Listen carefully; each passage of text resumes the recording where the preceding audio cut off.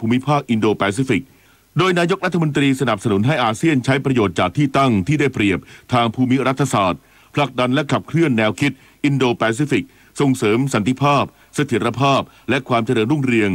สำหรับปัญหาความท้าทายในภูมิภาคอาทิทะเลจีนใต้ไทยยืนยันสนับสนุนความร่วมมือระหว่างอาเซียนกับจีนในทะเลจีนใต้โดยเฉพาะการเจรจาเพื่อปรับเปลี่ยนให้ทะเลจีนใต้เป็นทะเลแห่งสันติภาพและการพัฒนาที่ยั่งยืนเช่นเดียวกับสถานการณ์ในคาบสมุทรเกาหลีที่พร้อมสนับสนุนการแก้ไขปัญหาโดยสันติวิธีเชื่อว่าหากประสบผลสำเร็จจะนำไปสู่การประชุมระหว่างผู้นำสหรัฐกับเกาหลีเหนือและประเด็นสำคัญคือการโน้มน้าวให้เกาหลีเหนือขจัดอาวุธนิวเคลียร์ส่วนการประชุมแผนงานการพัฒนาเขตเศรษฐกิจ3ฝ่ายอินโดนีเซียมาเลเซียไทยหรือ IMT-GT ครั้งที่11นายกรัฐมนตรีเป็นประธานกล่าวเปิดการประชุมโดยยินดีที่ปีนี้แผนงานความร่วมมือ IMT-GT ครบรอบการก่อตั้ง25ปีมีบทบาทสำคัญในการลดความเหลื่อมล้ำโดยวิสัยทัศน์ช่วงปี2550ถึง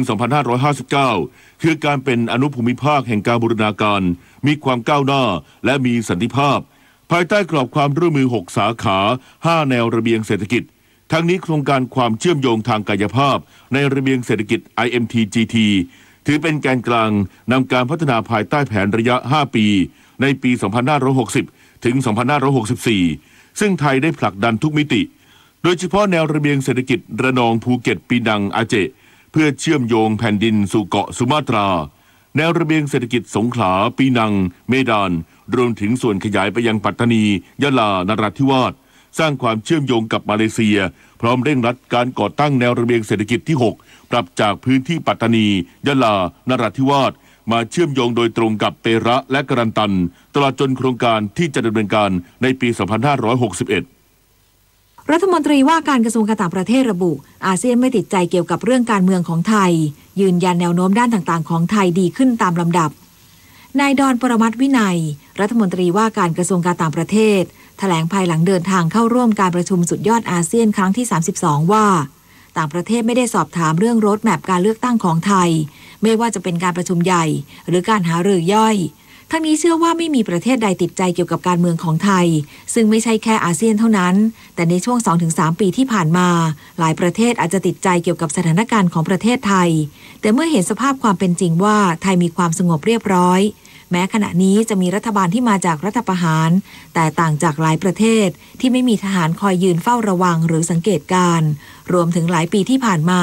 แนวโน้มด้านต่างๆของไทยดีขึ้นตามลำดับซึ่งต่างจากทฤษฎีการเมืองที่ปรากฏในตำราว่าจะต้องมีความตึงเครียดของรัฐบาลรัฐประหารจริงๆแล้วก็ไม่ได้ติดใจอะไรนะฮะเมื่อมาเห็นสภาพที่เป็นจริงว่าบ้านเมืองสงบเรียบร้อยนะฮะมีเสถียรภาพประชาชนมีวิถีชีวิตปกติอันดับต่างๆของประเทศไทยในด้านเซอร์วิสด้านการกินดีอยู่ดีด้านความสุขด้านอะไรต่ออะไรมันก็ดีขึ้นเป็นลำดับตลอดเวลาสหรัฐอเมริกาประกาศสถานะการคุ้มครองทรัพย์สินทางปัญญาปีนี้ยังคงอันดับไทยไว้ในบัญชี WL พร้อมชื่นชมไทยที่มีความจริงจังในการป้องปรามการละเมิดทรัพย์สินทางปัญญามาอย่างต่อเนื่องนายสนธิรัตน์สนธิจิรวงศ์รัฐมนตรีว่าการกระทรวงพาณิชย์เปิดเผยว่าผู้แทนการค้าสหรัฐอเมริกาได้ประกาศสถานะการคุ้มครองทรัพย์สินทางปัญญาของประเทศคู่ค้ารายสำคัญภายใต้กฎหมายการค้าสหรัฐมาตรา 301 พิเศษโดยในปีนี้ประเทศไทยยังสามารถรักษาสถานะอยู่ในบัญชีประเทศที่ต้องจับตามองได้ต่อไปหลังจากที่สหรัฐได้ปรับสถานะไทยให้ดีขึ้นจากบัญชีประเทศที่ต้องจับตามองเป็นพิเศษ PWL เป็น WL เมื่อปลายปีที่ผ่านมาสำหรับการประกาศครั้งนี้สหรัฐได้ชื่นชมนโยบายและความก้าวหน้าด้านการคุ้มครองและป้องปรามการละเมิดทรัพย์สินทางปัญญาของไทยหลายเรื่องโดยเฉพาะการที่รัฐบาลโดยคณะกรรมการนโยบายทรัพย์สินทางปัญญาแห่งชาติซึ่งมีพลเอกประยุทธ์จันทร์โอชานายกรัฐมนตรีเป็นประธานและคณะอนุกรรมการปราบปรามการละเมิดทรัพย์สินทางปัญญาได้กำกับดูแลและติดตามความคืบหน้าการดำเนินงานอย่างใกล้ชิดนอกจากนี้สหรัฐยังได้ชื่นชมกระทรวงพาณิชย์ที่ได้ทำหน้าที่เป็นแกนกลางประสานข้อมูลกับหน่วยงานที่เกี่ยวข้องเพื่อชี้แจงทำความเข้าใจกับรัฐบาลสหรัฐทำให้สหรัฐได้รับทราบถึงนโยบายและการดำเนินการต่างๆและประเมินสถานะของไทยบนพื้นฐานข้อมูลที่ถูกต้องอย่างไรก็ดีผลการจัดสถานะประจำปีนี้ถือว่าน่าพอใจและขอขอบคุณหน่วยงานที่เกี่ยวข้องทั้งส่วนกลางและส่วนภูมิภาคที่ร่วมแรงร่วมใจในการทำงานอย่างหนักมาโดยตลอด ทั้งนี้การที่จะรักษาสถานะของไทยไว้ในบัญชี WL หรือผลักดันให้ไทยหลุดจากทุกบัญชีในอนาคตนั้นยังมีสิ่งที่รัฐบาลจะต้องดำเนินการอย่างต่อเนื่องโดยเฉพาะการปราบปรามการละเมิดทรัพย์สินทางปัญญาในทุกรูปแบบการพัฒนาระบบคุ้มครองทรัพย์สินทางปัญญาให้มีประสิทธิภาพยิ่งขึ้นตลอดจนการส่งเสริมความโปร่งใสและการมีส่วนร่วมของภาคเอกชนในการกำหนดนโยบายมาตรการและการดำเนินงานของภาครัฐซึ่งล้วนแต่เป็นสิ่งที่รัฐบาลให้ความสำคัญรัฐบาลเตรียมปล่อยน้ำลง12ทุ่งเจ้าพระยาตอนล่าง10จังหวัดสานต่อแนวทางเลื่อนเพาะปลูกเร็วขึ้นลดความเสียหายผลผลิตพร้อมใช้พื้นที่ช่วยชะลอน้ำท่วมพลโทสรรเสริญแก้วกำเนิดโฆษกประจำสำนักนายกรัฐมนตรีเปิดเผยว่าในวันที่1พฤษภาคมนี้รัฐบาลจะเริ่มส่งน้ำเข้าพื้นที่12ทุ่งลุ่มต่ำลุ่มเจ้าพระยาตอนล่างครอบคลุม10จังหวัดท้ายเขื่อนเจ้าพระยาได้แก่จังหวัดนครสวรรค์ชัยนาทลพบุรีสระบุรีสิงห์บุรีอ่างทองพระนครศรีอยุธยาสุพรรณบุรีปทุมธานีและนนทบุรีรวมพื้นที่ 1,150,000 ไร่เพื่อให้พี่น้องเกษตรกรได้เตรียมการเพาะปลูกข้าวเร็วขึ้น1 เดือนซึ่งประสบผลสำเร็จมากในปีที่แล้วทั้งนี้รัฐบาลออกมาตรการแก้ไขปัญหาผลผลิตทางการเกษตรได้รับความเสียหายจากภาวะน้ำท่วมทุกปีโดยเลื่อนปฏิทินการเพาะปลูกและใช้พื้นที่12ทุ่งเป็นแก้มลิงธรรมชาติชั่วคราวสำหรับพักชะลอน้ำรองรับน้ำหลากหลังเก็บเกี่ยวแล้วเสร็จช่วงเดือนกันยายนโดยปีที่ผ่านมาเกษตรกรในพื้นที่ได้รับประโยชน์และให้ความร่วมมือเป็นอย่างดีทั้งที่มีปริมาณฝนตกสะสมใกล้เคียงปี 2554 แต่ไม่เกิดความเสียหายเท่ากับปี 2554 สำหรับมาตรการครั้งนี้ถือเป็นปีที่2ต่อเนื่องจากปีก่อนโดยสามารถรองรับน้ำไว้ได้มากถึง 1,500 ล้านลูกบาศก์เมตรซึ่งเท่ากับเขื่อนป่าสักชลสิทธิ์2เขื่อนช่วยลดผลกระทบจากปัญหาน้ำท่วมพื้นที่ชุมชนตามแนวริมฝั่งแม่น้ำเจ้าพระยา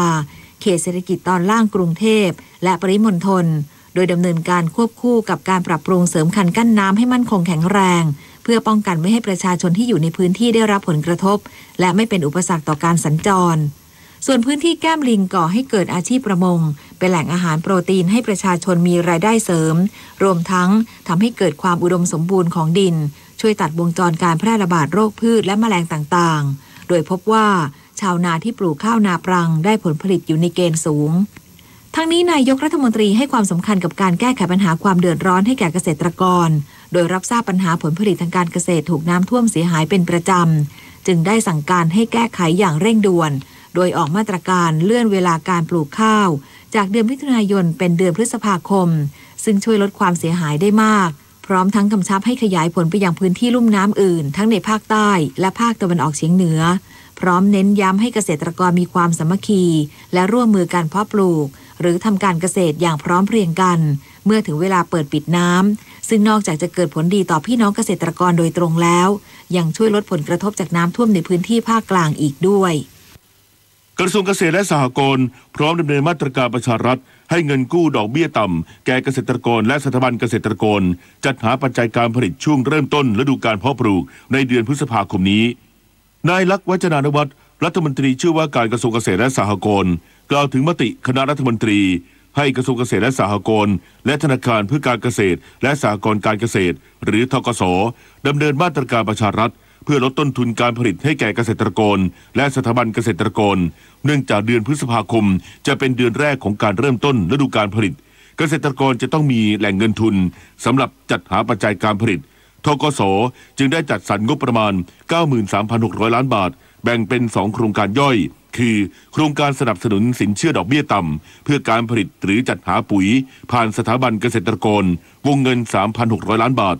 เป้าหมายเป็นสหกรณ์การเกษตรและวิสาหกิจชุมชนรวม500แห่งเพื่อจัดหาแม่ปุ๋ยนำมาผสมจำหน่ายให้กับสมาชิกเป็นการลดต้นทุนการผลิตและอีกโครงการได้สนับสนุนสินเชื่อเพื่อลดต้นทุนการผลิตรายบุคคลวงเงิน 90,000 ล้านบาทให้เกษตรกรไม่เกิน 30,000 บาทต่อรายอัตราดอกเบี้ยต่ำ4%ต่อปีคาดว่าจะมีเกษตรกรเข้าร่วมโครงการประมาณ3ล้านคนเพื่อนำเงินทุนไปจัดหาปุ๋ยเมล็ดพันธุ์น้ำมันเชื้อเพลิงสำหรับเครื่องจักรทางการเกษตรจากร้านค้าที่เข้าร่วมโครงการโดยธกส.ได้เพิ่มช่องทางการซื้อสินค้าโดยใช้บัตร QR Code เพื่ออำนวยความสะดวกซึ่งจะสามารถเริ่มดำเนินการได้ช่วงกลางเดือนพฤษภาคมนี้และจากเดิมมีร้านค้าทางการเกษตรร่วมโครงการ 12,000 ร้าน ดังนั้นธกส.จะรับร้านค้าที่ร่วมโครงการเพิ่มอีก 13,000 แห่งเพื่ออำนวยความสะดวกให้กับเกษตรกรทั่วประเทศกระทรวงศึกษาธิการเดินหน้าโครงการผลิตบัณฑิตและอาชีวะพันธุ์ใหม่ตามนโยบายประเทศไทย 4.0 ผลิตแรงงานคุณภาพเฉพาะด้านรองรับโครงการระเบียงเขตเศรษฐกิจพิเศษภาคตะวันออกศาสตราจารย์คลินิกนายแพทย์อุดมคชินทร์รัฐมนตรีช่วยว่าการกระทรวงศึกษาธิการเปิดเผยว่าหลังได้รับการอนุมัติโครงการผลิตบัณฑิตและอาชีวะพันธุ์ใหม่จากคณะรัฐมนตรีกระทรวงศึกษาธิการวางแผนผลิตกำลังคนและแรงงานฝีมือในอุตสาหกรรมต่างๆมากยิ่งขึ้นเพื่อตอบสนองยุทธศาสตร์ชาติและนโยบายประเทศไทย 4.0 ซึ่งทั้งสองโครงการจะเน้นการให้นักเรียนอาชีวะและบัณฑิตในระดับอุดมศึกษาเข้าไปฝึกประสบการณ์จริงในสถานประกอบการเพื่อให้มีองค์ความรู้สมรรถนะและทักษะสามารถทำงานได้ทันทีหลังจบการศึกษาซึ่งจะช่วยลดภาระของผู้ประกอบการภาคเอกชนในการฝึกสอนงานโดยหลักสูตรใหม่นี้ได้คัดเลือกวิทยาลัยอาชีวะต้นแบบ 27 วิทยาลัยและมหาวิทยาลัยต้นแบบ 20 แห่งพร้อมผลักดันให้เริ่มการเรียนการสอนในหลักสูตรได้ทันทีในปีการศึกษาใหม่ช่วงกลางเดือนพฤษภาคมนี้เชื่อมั่นว่าโครงการนี้จะช่วยสร้างบัณฑิตที่มีคุณภาพสามารถผลิตกำลังคนรองรับอุตสาหกรรมต่างๆของประเทศที่กำลังเติบโตอย่างรวดเร็วได้อย่างยั่งยืนภาคอุตสาหกรรมเนี่ยก็จะได้คนซึ่งตรงความต้องการของเขาทั้งทักษะและสมรรถนะความรู้เพราะว่าเข้ามาช่วยสอนเองด้วยก็เป็นเรื่องที่สำคัญและผมคิดว่าตรงนี้เราต้องการให้เป็นต้นแบบที่จะขยายไปยังเรียนชีวะทั้งหมดนะต่อจากนี้ไปขอเชิญรับฟังไทยคู่ฟ้าครับรัฐบาลเดินหน้าโครงการผลิตนักศึกษาอาชีวะและบัณฑิตพันธุ์ใหม่เพื่อสร้างบุคลากรสมรรถนะสูงในกลุ่มอุตสาหกรรมเป้าหมายรองรับการยกระดับสู่อุตสาหกรรมแห่งอนาคตซึ่งเป็นกลไกสำคัญในการขับเคลื่อนเศรษฐกิจของประเทศโดยร่วมมือกับผู้เชี่ยวชาญจากสถานประกอบการสร้างหลักสูตรและรูปแบบการเรียนการสอนใหม่ให้ตรงกับความต้องการเพิ่มสัดส่วนการฝึกปฏิบัติงานจริงเป็น50%ของเวลาเรียนพร้อมเสริมวิชาทักษะชีวิตและการทำงานร่วมกับผู้อื่นให้นักศึกษาสามารถทำงานได้จริงหลังเรียนจบโดยขณะนี้มีสถาบันอาชีวศึกษาเข้าร่วมโครงการแล้ว22แห่งสถาบันอุดมศึกษาอีก20แห่งมีหลักสูตรทั้งระยะสั้นและระยะยาวรวมทั้งสิ้น235หลักสูตรและคาดว่าภายใน5ปีจะผลิตกำลังคนได้มากกว่า 115,000 คนอีกด้วยครับร่วมเดินหน้าประเทศไทยกับสำนักโฆษกสำนักเลขาธิการนายกรัฐมนตรีชีวิตมนุษย์มีสุขมีทุกข์ดีใจเสียใจผ่านอุปสรรคและปัญหามากมายในแต่ละวันสงบนิ่งแล้วย้อนมองตัวเองวันนี้วันพระน้อมนำธรรมะสู่ชีวิตเตือนสติคนไทยทั้งชาติสถานีวิทยุกระจายเสียงแห่งประเทศไทย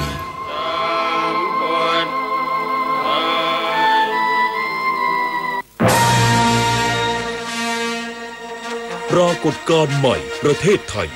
ปฏิรูปเริ่มแล้วอยากให้คุณร่วมด้วย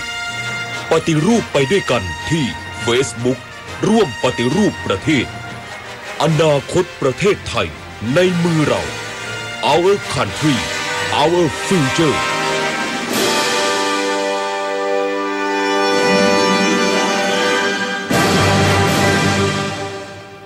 7:15 นาทีต่อไปเสนอข่าวต่างประเทศ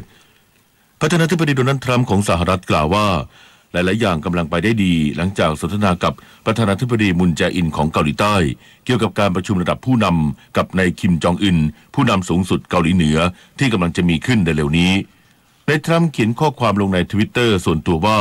เขาเพิ่งจะสนทนากับนายมุนและหลายๆอย่างกำลังเป็นไปได้ดีเวลาและสถานที่ของการประชุมกับผู้นำเกาหลีเหนือกำลังจะมีการกำหนดออกมาแล้วนอกจากนี้เขายังพูดคุยกับนายกรัฐมนตรีชินโซอาเบะของญี่ปุ่นเพื่อแจ้งข้อมูลเกี่ยวกับการเจรจาที่กำลังจะเกิดขึ้นอยู่ในตอนนี้ด้านกระทรวงกลาโหมสหรัฐออกแถลงการหลังนายเจมส์แมททิสรัฐมนตรีกลาโหมสหรัฐหารือกับนายซองยังมูรัฐมนตรีกลาโหมเกาหลีใต้ว่าทั้งสองเน้นย้ำถึงความร่วมมือทางการทูตเพื่อการปลดอาวุธนิวเคลียร์เกาหลีเหนือพร้อมย้ำถึงพันธะของสหรัฐที่จะปกป้องเกาหลีใต้อย่างเต็มที่ทั้งนี้จุดยืนในการเจรจาของสหรัฐคือต้องการให้เกาหลีเหนือทิ้งอาวุธนิวเคลียร์อย่างสมบูรณ์ ด้านเกาหลีเหนือเรียกร้องให้มีการรับประกันความมั่นคงให้กับเกาหลีเหนือแต่ยังไม่ระบุถึงรายละเอียดกรีซประกาศพัฒนาฝูงบินเครื่องบินรบ F-16 เมื่อวานนี้ซึ่งเป็นโครงการที่รออนุมัติมานานกว่า6เดือนเนื่องจากกังวลเรื่องค่าใช้จ่ายสำนักนายกรัฐมนตรีกรีซกล่าวว่าการประชุมฉุกเฉินของคณะกรรมการว่าด้วยกิจการต่างประเทศและกลาโหมที่มีนายกรัฐมนตรีอเล็กซิส ซีปรัสของกรีซเป็นประธานได้อนุมัติโครงการดังกล่าวเป็นการพัฒนาเครื่องบินรบ85ลำโดยกรีซมีเครื่องบินรบทั้งหมด150ลำข้อตกลงดังกล่าวได้รับการประกาศมาตั้งแต่เดือนตุลาคมที่ผ่านมา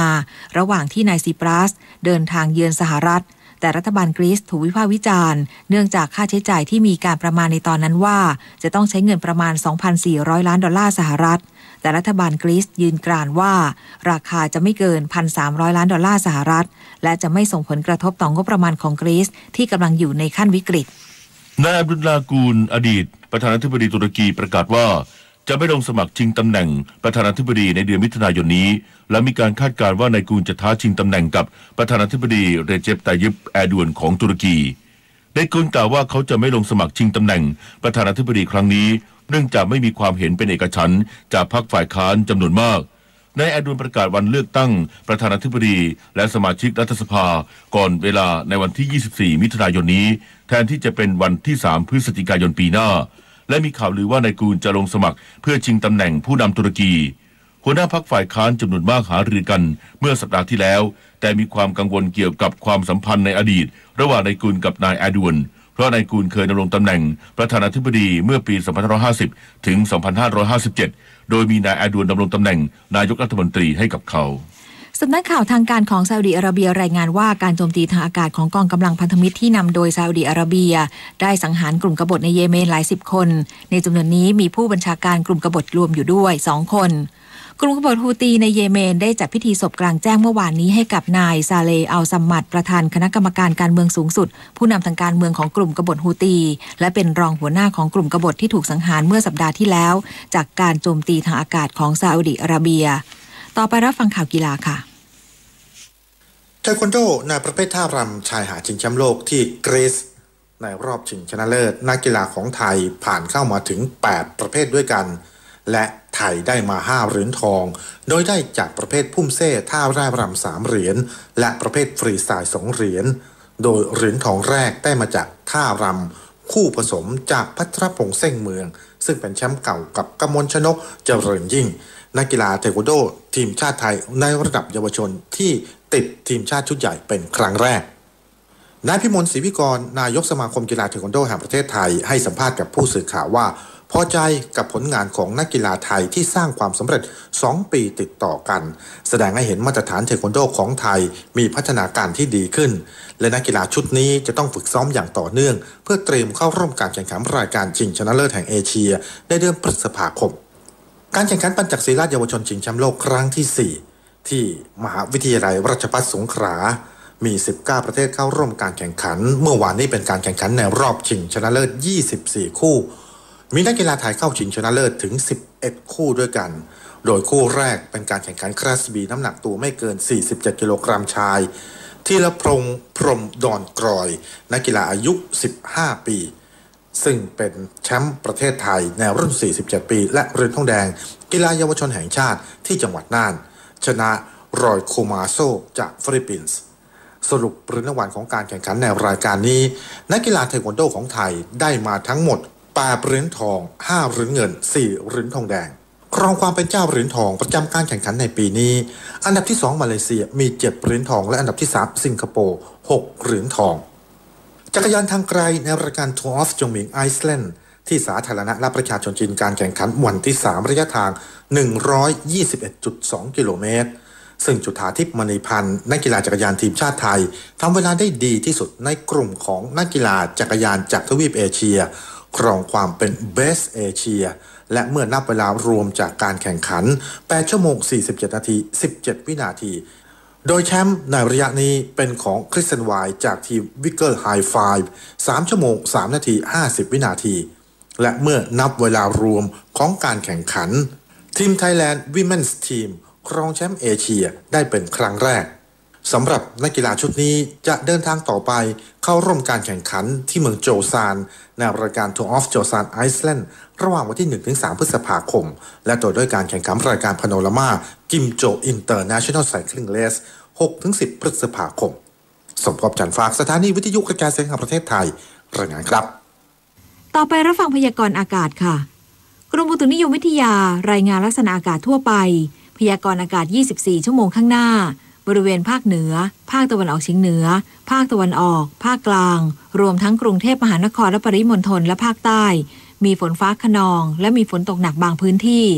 ขอให้ประชาชนในบริเวณดังกล่าวระวังอันตรายจากฝนฟ้าคะนองและฝนตกหนักในระยะนี้ไว้ด้วยลักษณะสำคัญทางอุตุนิยมวิทยาคลื่นกระแสลมตะวันตกเคลื่อนเข้าปกคลุมภาคเหนือและประเทศลาวประกอบกับมีลมตะวันออกเฉียงใต้พัดปกคลุมภาคตะวันออกเฉียงเหนือภาคกลางและภาคตะวันออกในขณะที่หย่อมความกดอากาศต่ำกำลังแรงยังคงปกคลุมทะเลอันดามันตอนบนลักษณะเช่นนี้ทำให้บริเวณประเทศไทยมีฝนฟ้าคะนองเกิดขึ้นหลายพื้นที่กับมีฝนตกหนักบางแห่งพยากรณ์อากาศตั้งแต่เช้าวันนี้จนถึงเช้าวันพรุ่งนี้ภาคเหนือมีเมฆมากกับมีฝนฟ้าคะนอง60%ของพื้นที่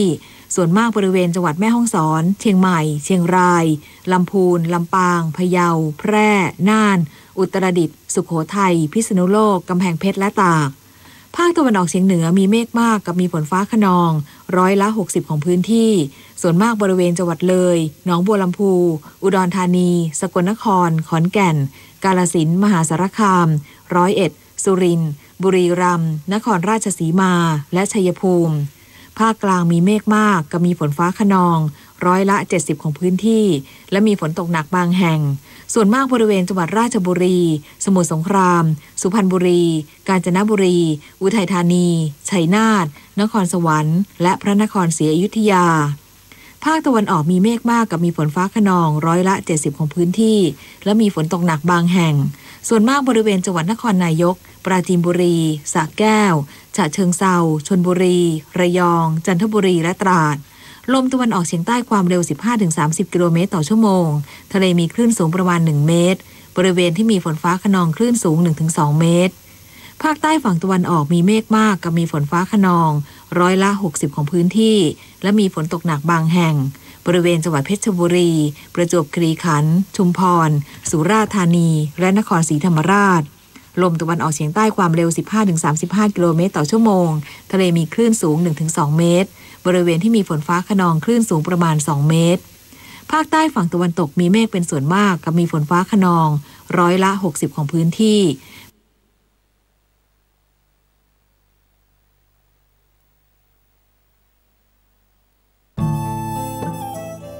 ท่านกำลังติดตามรับฟังสถานีวิทยุกระจายเสียงพระพุทธศาสนาแห่งชาติและสังคม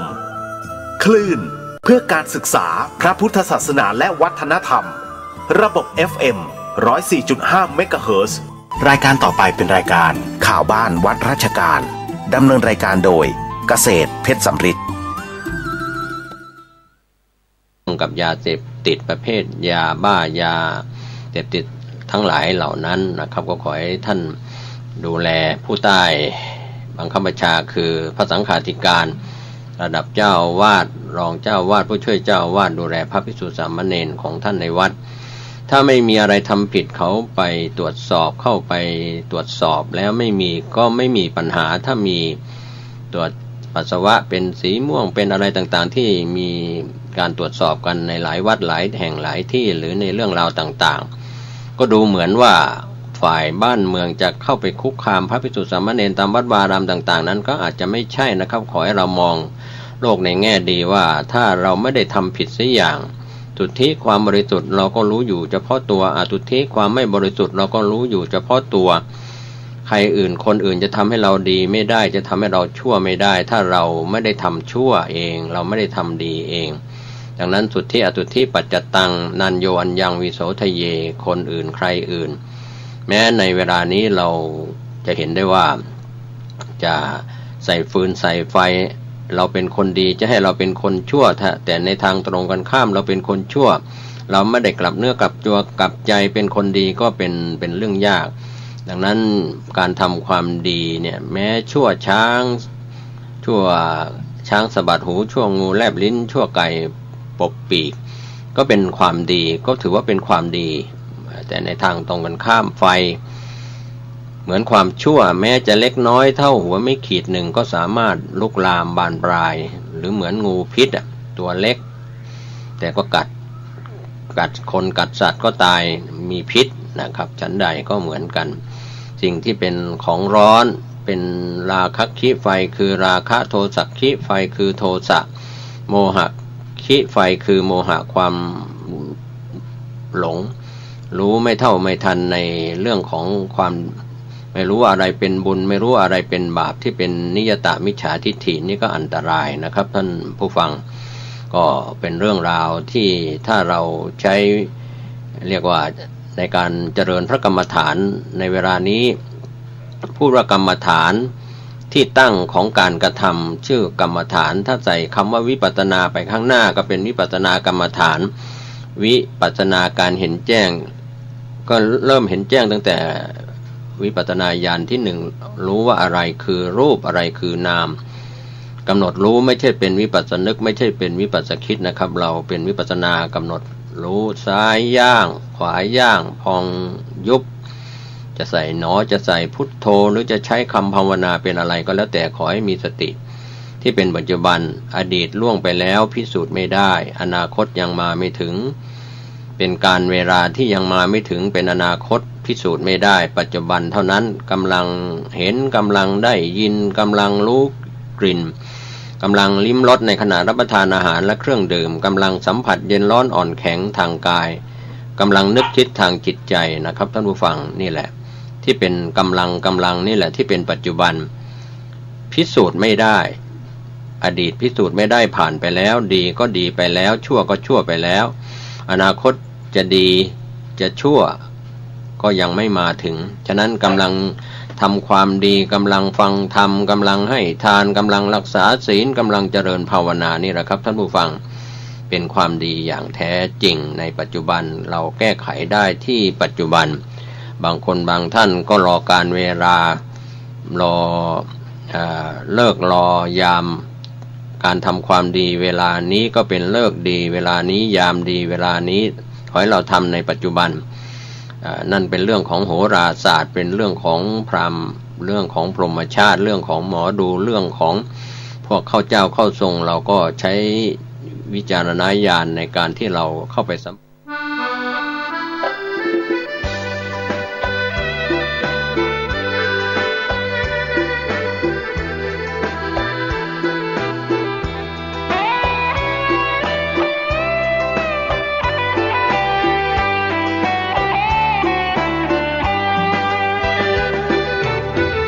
สติไม่มาปัญญาไม่มีถ้อยคำนี้ควรฟังไว้เถิดหากสติมาแล้วปัญญาเกิดตัณหาตะเลิดกิเลสสลายสติไม่มาปัญญาไม่มีจดจำคำนี้วลีง่ายๆปล่อยใจกระเจิ